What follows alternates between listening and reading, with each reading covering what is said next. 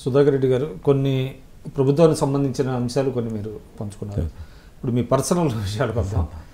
మీరు టీచరుగా ఉన్నారు, తర్వాత ఉద్యమకారులుగా ఉన్నారు, అంటే అనుబంధ సంఘాల్లో మీరు చాలా కీలకంగా పనిచేసినటువంటి పరిస్థితి ఉన్నది. అనేక మంది ముఖ్యమంత్రులతో మీరు కలిసి పనిచేశారు. మీ నేపథ్యం ఏంటి చెప్పండి. అంటే నేను పుట్టినప్పుడే మా ఫాదర్ రజాకర్ల మూమెంట్లో చనిపోయాడు.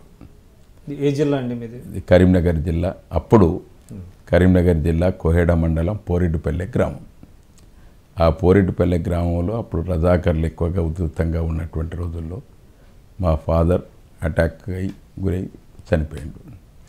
నేను ఒక్కటే మా తాతయ్య యొక్క సంరక్షణలో పెరిగిన, అంటే మా తండ్రి ఆయన సంరక్షణలో పెరగటం వల్ల ఆయన చదువుకొని ఈ స్థాయికి రావడం జరిగింది.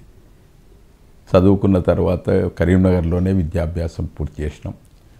ఉన్నత విద్య అంతా కూడా కరీంనగర్లో పూర్తి చేసిన తర్వాత 1968లో డిగ్రీ అయిపోయింది. హైదరాబాద్కు వచ్చినాం. అప్పుడు జర యువకులం కాబట్టి, ఉత్సాహంగా ఉండేటోళ్ళం కాబట్టి జర డిఫెన్స్లో పనిచేస్తే బాగుంటుంది అనేటువంటి ఒక దృక్పథంతో 1968 జూన్లో ఆర్టిల్లరీ సెంటర్లో సివిలియన్ స్కూల్ మాస్టర్గా చేరిన. సో అప్పట్లో కొంచెం ఏదో దేశానికి ఏదో చేయాలనేటువంటి ఉంటుంది కదా, ఆ ఏజ్ గ్రూప్లో అట్లా ఉంటుంది. ఆ ఉద్దేశంతో 3 సంవత్సరాలు ఇక్కడ పనిచేసిన తర్వాత ఇక్కడ నుంచి గోవాకు ట్రాన్స్ఫర్ అయింది. గోవాకు ట్రాన్స్ఫర్ అయితే మా మదర్ అంగీకరించలేదు గోవాకి వెళ్ళటానికి. నేను ఒక్కనే కొడుకును కాబట్టి వెళ్ళటానికి వీల్లేదు, ఇక్కడనే ఉండాలి, ఏదైనా ఉద్యోగం దొరుకుతుంది ఇక్కడ అని అంటే మళ్ళీ తిరిగి కరీంనగర్కి వెళ్ళి కరీంనగర్లో చొప్పదండి, మల్యాల, హుస్నాబాద్, బుగ్గారం అనే గ్రామాలలో స్కూల్ అసిస్టెంట్గా బాధ్యతలు నిర్వహించిన.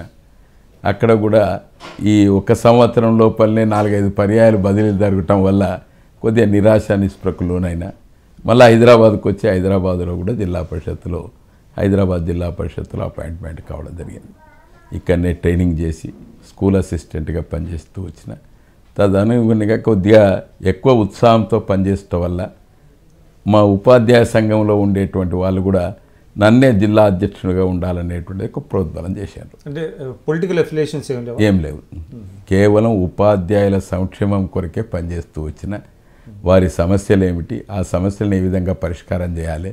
ఆ రోజుల్లో పంచాయతీరాజ్ ఉపాధ్యాయుడు అంటే జిల్లా పరిషత్ చైర్మన్ జీతగాడుగా వ్యవహరించేటువంటి రోజులు, చాలా రాజకీయాలు ఉండేటువంటి.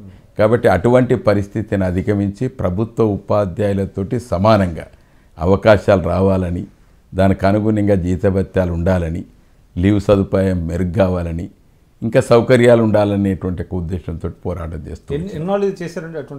పోరాటం సుమారు 30 సంవత్సరాలు చేసిన.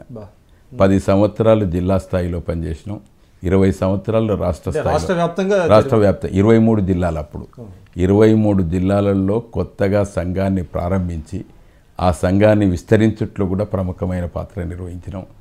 ఆ రోజుల్లో ఉండేటువంటి ముఖ్యమంత్రి విజయభాస్కర్ రెడ్డి, ఎన్టీ రామారావు గారు, చెన్నారెడ్డి గారు, చంద్రబాబు నాయుడు గారు, అదేవిధంగా రాజశేఖర రెడ్డి గారు, కిరణ్ కుమార్ రెడ్డి, రోషయ్య, వీళ్ళందరితోటి కూడా సరి అయినటువంటి సత్సంబంధాలు కలిగి ఏ సమస్యను ఎప్పుడు పరిష్కారం చేసుకోవడానికి వీలవుతుంది అని వారికి వివరించి తదనుగుణంగా వారితోటి సంవత్సరానికి ఒక్కొక్క సమస్య పరిష్కారం చేస్తుంది. Please subscribe to I dream.